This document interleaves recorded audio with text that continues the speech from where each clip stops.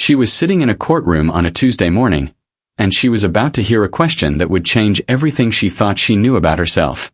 Her name was Victoria Hart, and she was 37 years old, and she had just discovered that the man she had been married to for 14 years had been living a double life that was so elaborate, so calculated, so cruel that she still couldn't fully comprehend what she was seeing.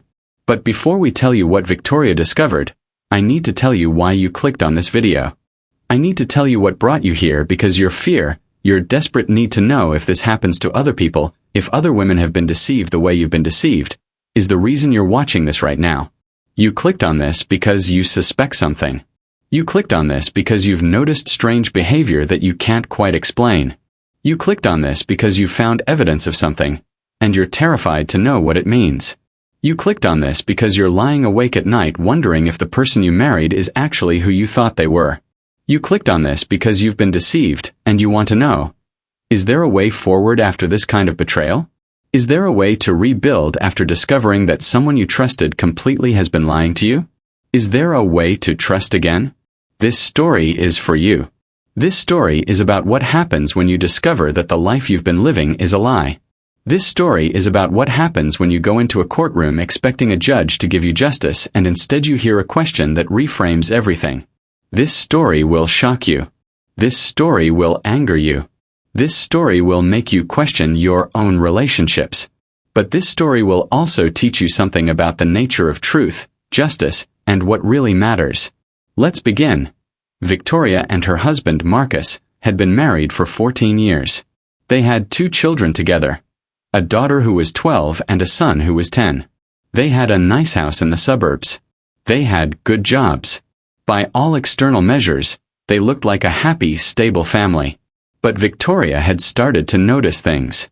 Small things at first.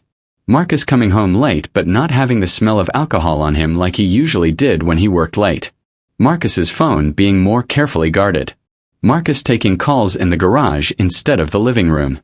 Marcus mentioning meetings that Victoria didn't remember him telling her about. Victoria wasn't paranoid. She wasn't the type of woman who checked her husband's phone or followed him or hired a private investigator. But she was observant. And she was starting to observe a pattern of behavior that didn't quite add up. One day, Victoria was at the grocery store, and she ran into Michael's colleague Tom. Tom was surprised to see her. "I didn't know Marcus was in town," Tom said. "He's at work," Victoria said. "Why wouldn't he be in town?" "Oh, I just assumed he was traveling," Tom said.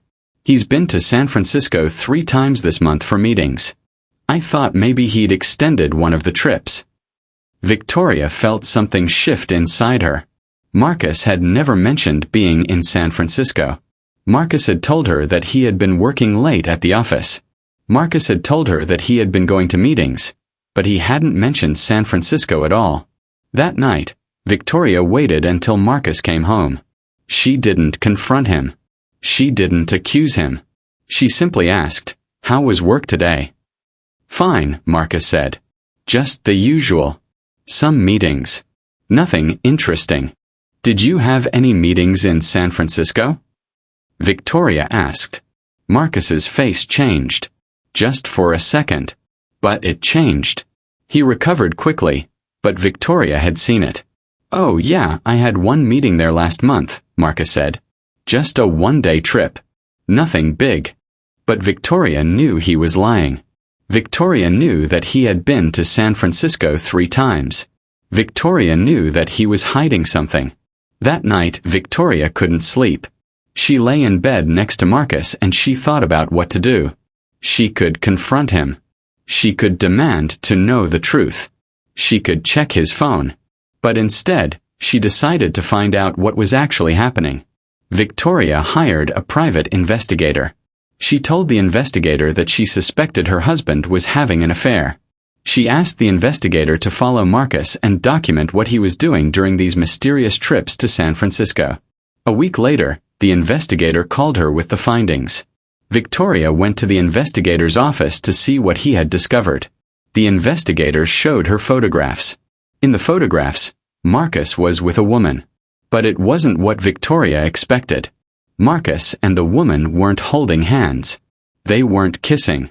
They were meeting in coffee shops and talking intensely. They were meeting in hotels but going to separate rooms.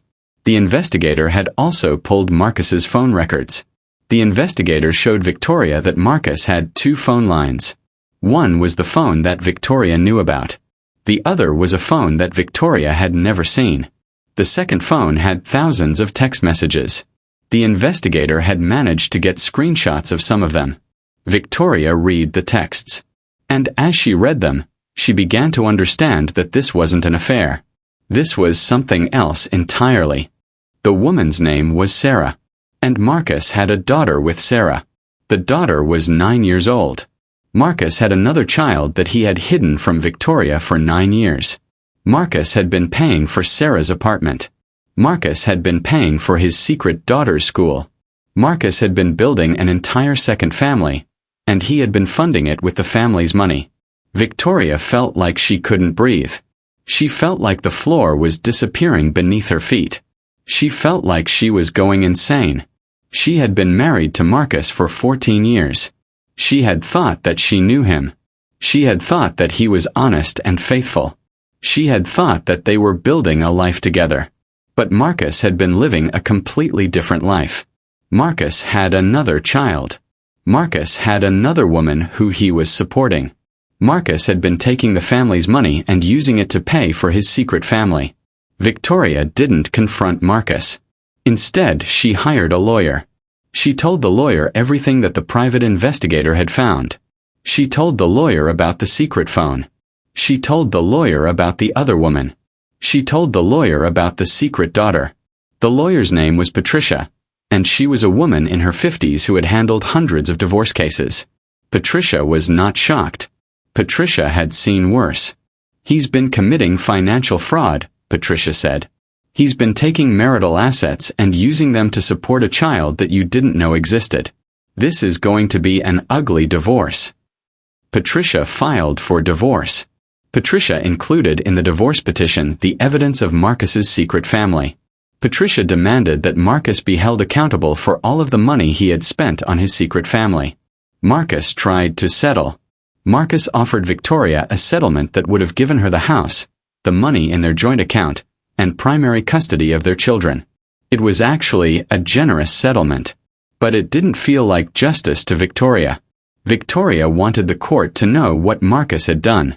Victoria wanted a judge to hear about the secret family. Victoria wanted a judge to understand the extent of his betrayal. So Victoria decided to go to trial. The trial lasted 3 days. On the first day, the prosecutor presented the evidence. They showed the photographs of Marcus with the other woman. They showed the phone records. They showed the evidence of financial fraud. They showed that Marcus had been systematically hiding money from Victoria to fund his secret family. Marcus's lawyer tried to argue that Marcus was simply helping support a child that he had fathered outside of the marriage. Marcus's lawyer tried to argue that Marcus had made a mistake, but that he hadn't committed fraud. Marcus's lawyer tried to argue that the money he had spent was minimal compared to the family's overall wealth. But the evidence was overwhelming. The judge could see clearly that Marcus had been deceiving Victoria. The judge could see clearly that Marcus had been stealing from the family to support his secret family. On the second day, Victoria testified. She talked about discovering the truth.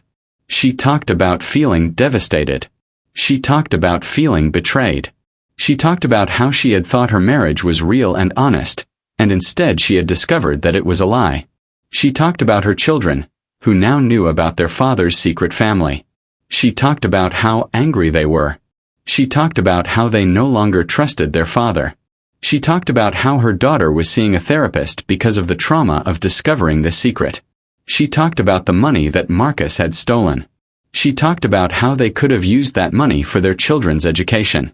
She talked about how she felt like she had been robbed not just of money, but of the truth about her own life. On the third day, Marcus testified. He didn't deny anything. He admitted that he had been paying for his secret daughter's expenses. He admitted that he had hidden this from Victoria. He admitted that he had been deceiving her. But he also said something that surprised everyone in the courtroom. "I was wrong," Marcus said. "I was wrong to hide this from Victoria. I was wrong to steal from the family. I was wrong to live a double life. I deserve to lose custody of my children. I deserve to pay for what I've done." The courtroom was silent. Marcus had basically admitted that he deserved to be punished severely. He had admitted his guilt. He had apologized. The judge took a recess. When the judge came back, the judge issued a ruling. The judge gave Victoria the house. The judge gave Victoria primary custody of the children. The judge ordered Marcus to pay substantial child support and alimony. But before the judge dismissed the case, the judge did something unexpected. The judge looked directly at Victoria and asked a single question. "Ms. Hart," the judge said, "now that you have won this case, now that you have the house and the money and the custody of your children, do you believe that you have justice?" Victoria started to say yes. Victoria started to say that of course she had justice. The judge had ruled in her favor. She had won. But then she stopped. And she really thought about the question. Victoria stood in that courtroom and she realized something that changed everything. She realized that winning the case didn't feel like justice. Winning the case felt like she had won a battle, but she hadn't solved the actual problem. She had won the house, but the house still contained memories of the life she thought she had. She had won the money, but the money couldn't give her back the years she had spent believing in a marriage that was a lie. She had won custody of her children, but she was now a single mother responsible for 2 traumatized children. And more than that, Victoria realized that she was still defined by what Marcus had done to her. Victoria realized that she was still letting his betrayal control her narrative. Victoria realized that she was still looking for external validation of her suffering. From the judge, from the courts, from other people. But none of that actually mattered. None of that was going to heal her.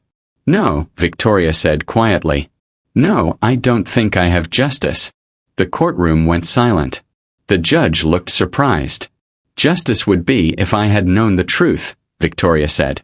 "Justice would be if I had trusted my instincts earlier and confronted my husband instead of going straight to the courts. Justice would be if I could undo the last 14 years and make a different choice." Victoria paused. She felt tears on her face.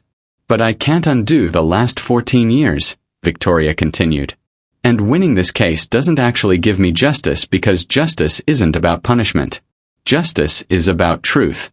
And the truth is I've been lied to. And no court ruling is going to change that." The judge sat back in his chair and he nodded. "You're right," the judge said. "True justice is rarely found in a courtroom. True justice is found when you figure out how to move forward despite what has been done to you." The judge dismissed the case. Victoria walked out of the courtroom with the ruling in her favor, but she felt different than she expected to feel. She felt like something had shifted. She felt like she had just been given permission to stop focusing on what had been done to her and start focusing on what she was going to do with her life. Victoria went home to the house that was now legally hers. She walked through the rooms and she realized that she couldn't stay there. Too many memories. Too many ghosts. Too much pain embedded in the walls. She sold the house. She took the money and she bought a smaller house in a different part of the city. She didn't want to be surrounded by the life that she and Marcus had built together. She wanted to build a completely new life. She also quit her job. Victoria had been working in corporate finance for 15 years. She had been climbing the corporate ladder. She had been living for performance reviews and promotions. But she realized that she didn't actually like her job. She realized that she had been doing it because it was expected of her. She realized that she had spent 15 years doing something that didn't fulfill her, in the same way that she had spent 14 years in a marriage that wasn't real. Victoria decided to retrain. Victoria decided to become a therapist. Victoria decided to spend the rest of her life helping other people who had been betrayed by the people they trusted. It took her 3 years to get her therapist certification. During those 3 years, she was a single mother. During those 3 years, she was going to school. During those 3 years, she was rebuilding her entire identity. But she also did something else. She went to therapy herself. She found a therapist named Dr. James, and she worked with him to understand what had happened to her. She worked with him to understand how she had missed the signs. She worked with him to understand why she had chosen to trust someone who was actively deceiving her. "You didn't miss the signs," Dr. James told her. "You saw the signs. But you chose to believe the explanation that was easiest to believe. You chose to believe Marcus when he said he was working late because believing that was less painful than considering the alternative." Victoria understood what he meant. She understood that she had been complicit in her own deception. She hadn't actively helped Marcus hide his secret family, but she had made it easy for him by choosing to believe his lies rather than investigate further. This was difficult for Victoria to accept.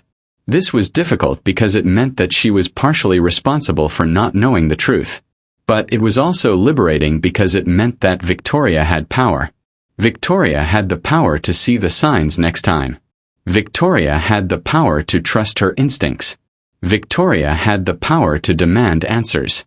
Victoria also had to figure out how to co-parent with Marcus. Marcus still had visitation rights with their children. Marcus still had to be part of their lives because he was their father. Victoria decided to be professional about it. Victoria decided to set boundaries. Victoria decided that she wasn't going to use her children as weapons against Marcus. But she also wasn't going to pretend that what Marcus had done didn't matter. When their daughter asked Victoria if she forgave Marcus, Victoria said, "I'm working on forgiving him." But forgiveness doesn't mean pretending that what he did was okay.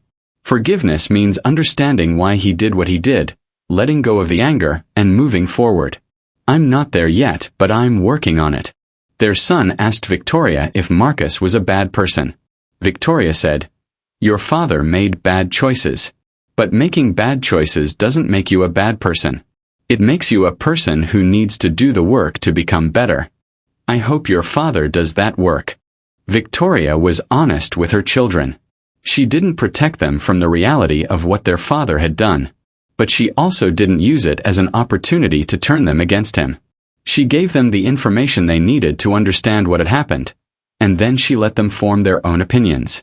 5 years after the divorce, Victoria opened her therapy practice. Her specialty was working with people who had been betrayed by the people they trusted. Her specialty was working with people who were trying to rebuild their lives after infidelity or deception. Her first client was a woman named Anna. Anna had just discovered that her husband had been having an affair. Anna was devastated. Anna was angry. Anna wanted to take her husband to court and destroy him financially. Victoria listened to Anna's story. And then Victoria asked her the same question that the judge had asked Victoria 5 years earlier. "Now that you know the truth," Victoria said to Anna, "what do you want your justice to look like?" Anna looked confused. "I want him to suffer," Anna said. "I want him to lose everything like I lost everything." "Okay," Victoria said. "And if you win that, if you destroy him financially and he suffers, will you feel better?" Anna thought about it. "I don't know," Anna said. "I know," Victoria said. "Because I've been where you are. I've won the case. I've gotten the judgment in my favor. And it didn't fix anything.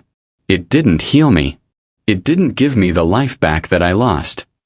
Victoria told Anna her story. She told Anna about Marcus. She told Anna about the secret family. She told Anna about winning the case and realizing that winning the case didn't actually mean anything. True justice, Victoria told Anna, isn't about punishment. True justice is about figuring out how to move forward. True justice is about deciding who you're going to be after this has happened to you. Anna started seeing Victoria regularly. Over the course of several months, Anna worked through her anger. Anna worked through her shame. Anna worked through her sense of betrayal. And eventually, Anna came to a decision.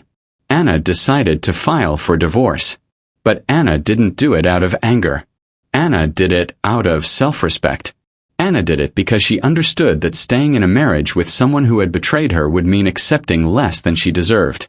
But Anna also decided something else. Anna decided that she wasn't going to try to destroy her husband. Anna decided that she was going to ask for a fair settlement and move on. Anna decided that her energy was better spent building a new life than trying to punish her ex-husband for what he had done. Victoria is now 47 years old, and she spends her days helping other people navigate the kind of devastation that she experienced. She has a successful therapy practice in a converted Victorian house that used to make her feel sad every time she drove past it. But she bought it anyway because she wanted to transform it into a place of healing instead of a place of pain. The therapy practice is now so busy that she has a waiting list of 6 months. People come from all over the city to work with her because they know that Victoria understands what it feels like to have your entire life turned upside down by the person you trusted most. She has worked with hundreds of clients who have been betrayed by the people they trusted. Each client has a different story. Some discovered affairs. Some discovered secret families. Some discovered hidden debts. Some discovered secret addictions. Some discovered that their partner had been living an entirely different life that they had no idea about. But what all of these clients have in common is that initial moment of devastation. The moment when their entire understanding of reality shifts and they have to figure out how to keep breathing. Victoria has written 2 books. The first book is called Beyond the Courtroom: Finding Justice After Betrayal. The book is about how seeking external validation of your suffering through the legal system rarely leads to actual healing. The book is about how real justice is internal. The book is about how the person who betrayed you doesn't get to control your narrative anymore. The second book is called The Therapy Within: Rebuilding Trust After Infidelity. The book is a workbook designed to help people do the actual work of healing. The book includes exercises. The book includes worksheets. The book includes real stories from real people who have moved forward after discovering that the person they loved had been deceiving them. Both books have become bestsellers. Both books are used in therapy offices across the country. Both books have changed thousands of lives. But Victoria's proudest achievement isn't the books or the successful practice or the recognition. Victoria's proudest achievement is her relationship with her children. Victoria's children are now 22 and 20. Her daughter's name is Sophie, and her son's name is Daniel. Both of them are adults now, and both of them have struggled deeply with the impact of their father's deception. But they have both also done the work to move past it. They have both chosen to understand their father's actions without letting those actions define them. Sophie is studying psychology in college because she was inspired by her mother's work. Sophie wants to become a therapist. Sophie wants to help other people the way her mother has helped her. Sophie has told Victoria that watching her mother rebuild after the divorce gave her the greatest gift: the understanding that you can survive even the worst thing. Sophie has told Victoria that she wants to give that same gift to other people. But getting to this point wasn't easy. When Sophie first found out about her father's secret daughter, Sophie was 12 years old. Sophie felt betrayed. Sophie felt angry. Sophie felt like her entire family was a lie. Sophie asked Victoria, "Does this mean Dad never loved us? Does this mean our whole family was fake?" Victoria had to do the hardest thing that a parent can do. Victoria had to tell her daughter the truth. Victoria had to tell Sophie that her father loved her and her brother. Victoria had to tell Sophie that her father's actions were selfish and wrong, but that his love for his children was real. Victoria had to help Sophie understand that people are complex. People can love their children and still betray their partners. People can be good parents and bad partners. It took years for Sophie to accept this. It took years for Sophie to understand that her father was neither all good nor all bad. It took years for Sophie to see her father as a flawed human being instead of a villain or a hero. But eventually Sophie got there. Daniel had a different response. Daniel was 10 when he found out. Daniel was angrier than Sophie. Daniel refused to speak to his father for 2 years. Daniel didn't want anything to do with Marcus. Daniel told Victoria that he didn't want to have visitation with his father. He told Victoria that he didn't want his father in his life. Victoria didn't force Daniel. Victoria understood that Daniel needed to process his anger. Victoria understood that Daniel needed to feel heard. Victoria understood that Daniel's anger was valid. But Victoria also told Daniel something that she had learned from the judge's question. Victoria told Daniel, "Your anger is valid. Your pain is valid. But your anger and pain don't have to control your entire future. You get to decide what your relationship with your father looks like. You don't have to forgive him. But you do have to decide if spending the rest of your life angry at him is the life you want to live. When Daniel was 12, he decided that he wanted to see his father. Not because he had forgiven him.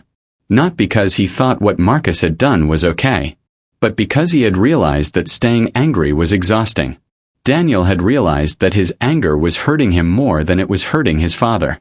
Now, at 20 years old, Daniel has a complicated relationship with Marcus. They don't hug when they see each other. They don't say, "I love you." But they go to football games together. They talk about politics. They text each other memes. They have found a way to have a relationship that acknowledges the past without being destroyed by it. Victoria is profoundly proud of both her children. Not because they have forgiven their father completely. She doesn't think they have. But because they have both found a way to move forward. They have both learned that holding on to anger and resentment is a form of punishment that primarily harms the person holding the anger. They have both learned that healing is possible even when full forgiveness never comes. Victoria's relationship with Marcus evolved over the years. In the beginning, Victoria couldn't stand to be in the same room as him. In the beginning, every time she had to communicate with him about logistics related to the children, she felt rage. In the beginning, Victoria wanted him to suffer. Victoria wanted him to lose his job. Victoria wanted his new relationship to fail. Victoria wanted him to feel the pain that she had felt. But as Victoria did the work in therapy, Victoria realized that wanting those things was only hurting her. Victoria realized that Marcus's suffering wasn't going to undo what he had done. Victoria realized that if Marcus lost his job, their children would suffer because their father wouldn't be able to pay child support. Victoria realized that if Marcus's relationship with Sarah failed, their children would lose another family member. Victoria realized that she had to let go of her need for revenge. Victoria realized that she had to focus on her own healing instead of Marcus's punishment. This is when something shifted. This is when Victoria and Marcus began to have actual conversations instead of arguments disguised as conversations. This is when Victoria started to understand Marcus as a human being instead of as a villain. Marcus came to Victoria one day, about 5 years after the divorce, and he said something that Victoria didn't expect. "I've been in therapy," Marcus said, "and I've realized that what I did to you was unforgivable. I didn't just cheat. I built an entire lie. I stole from you. I lied every single day for 9 years. I told myself that I was just trying to do the right thing by supporting my daughter. But the truth is, I was a coward. I was afraid to tell you the truth. I was afraid to deal with the consequences of my actions. So I hid." Victoria listened. Victoria didn't say anything. "I understand if you never forgive me," Marcus continued.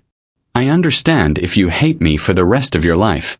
But I want you to know that I'm doing the work to understand why I did what I did. And I want you to know that I'm sorry. I'm genuinely, deeply sorry." Victoria didn't forgive him immediately. But she accepted his apology. Victoria acknowledged that he was doing the work. Victoria recognized that he was taking responsibility. And gradually, over time, Victoria and Marcus developed a respectful relationship. They would never be friends. But they could be two parents who were focused on the well-being of their children. They could be two adults who had made mistakes and who were both trying to move forward. Marcus also moved forward in his personal life. Marcus married Sarah. Marcus is now openly supporting two families instead of hiding one of them. His relationship with Sarah is not perfect. They have struggles.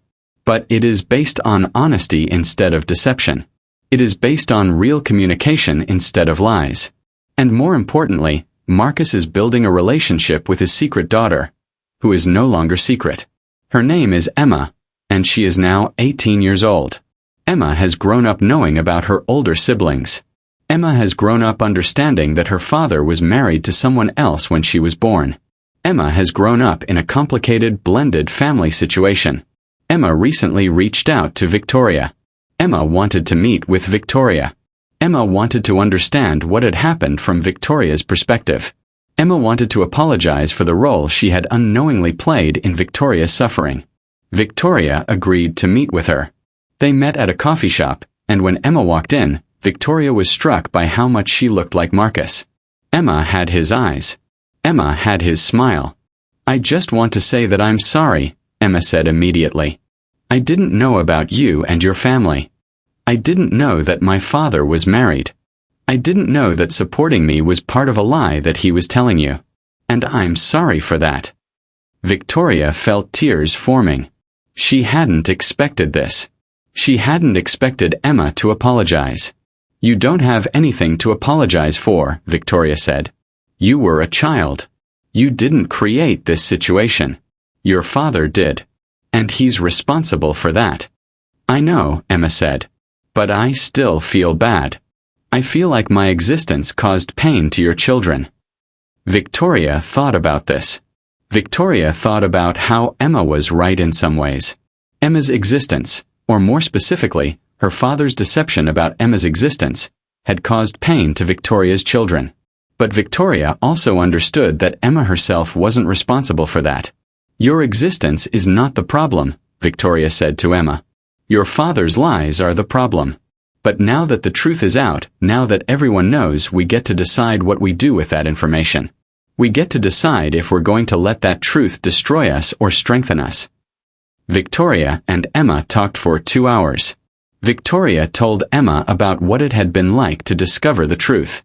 Victoria told Emma about going to therapy. Victoria told Emma about learning to forgive. Emma told Victoria about growing up without knowing her older siblings. Emma told Victoria about wanting to have a relationship with her siblings but not knowing how.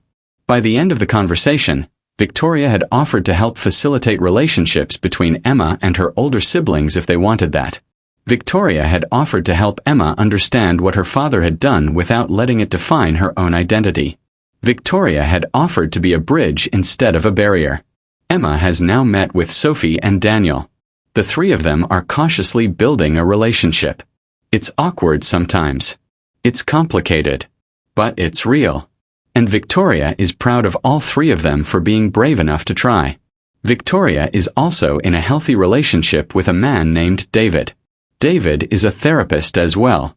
David works with men who have trauma histories. David understands Victoria's journey because he has walked a similar path. His own wife had betrayed him years before Victoria married Marcus. David and Victoria met at a professional conference. They were both giving talks on rebuilding after betrayal. They started talking in the hallway after their talks, and they realized that they had so much in common. They realized that they understood each other in a way that most people couldn't understand. They started dating cautiously. Victoria was afraid. Victoria had learned that the person you trust most can betray you.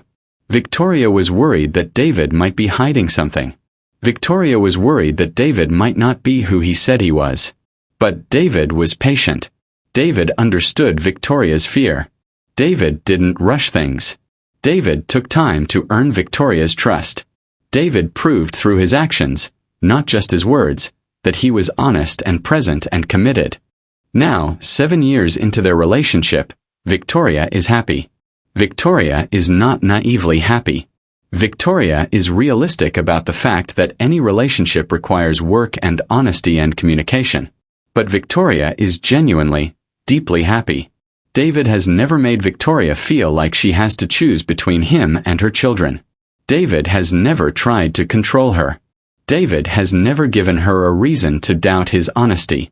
And because of all of that, Victoria has been able to build a relationship with him that is based on trust and safety instead of fear. Victoria still thinks about the judge's question sometimes. She thinks about it when she's working with a client who is devastated by betrayal. She thinks about it when she's speaking to an audience about how to move forward after infidelity. She thinks about it when she's lying in bed next to David and feeling grateful for the life she has built. The judge asked, "Do you believe that you have justice?" And Victoria's answer was no. Her answer was that winning the case didn't give her justice. Her answer was that what actually gave her justice was figuring out how to move forward. Her answer was that justice is internal. Justice is the life you build after the worst thing happens. Victoria has spent the last 10 years building that life. Victoria has spent the last 10 years proving to herself and to her children that you can survive betrayal. Victoria has spent the last 10 years showing other people that there is a way forward even when it doesn't feel like it. 10 years after the divorce, Victoria was invited to speak to a group of family law judges. The judges asked her to talk about what she had learned from going through a high-profile divorce case. Victoria agreed to speak. She told the judges about that day in the courtroom. She told them about the judges' question.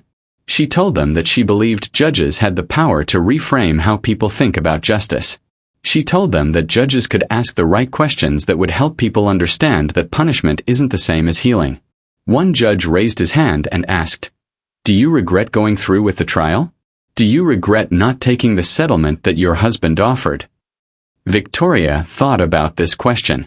Victoria thought about the settlement that Marcus had offered.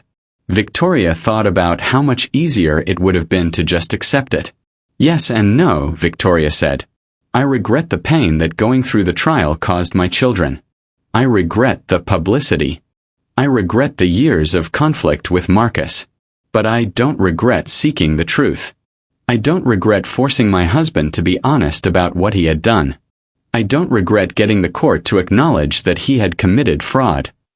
Victoria paused. "But what I understand now that I didn't understand then is that getting the court to acknowledge the fraud didn't actually heal me. Getting the house and the money and the custody didn't actually heal me. What healed me was deciding that I was going to do the work to move forward. What healed me was going to therapy.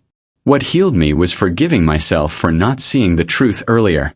What healed me was building a new life with purpose and meaning." The judges listened. The judges understood. So here's what I want to ask you in the comments section. And I want you to really think about this because your answer matters deeply. If you discovered that the person you trusted most had been deceiving you, what would justice look like? Not the legal definition of justice, but your definition. What would actually make you feel okay? What would actually allow you to move forward? Would it be punishment?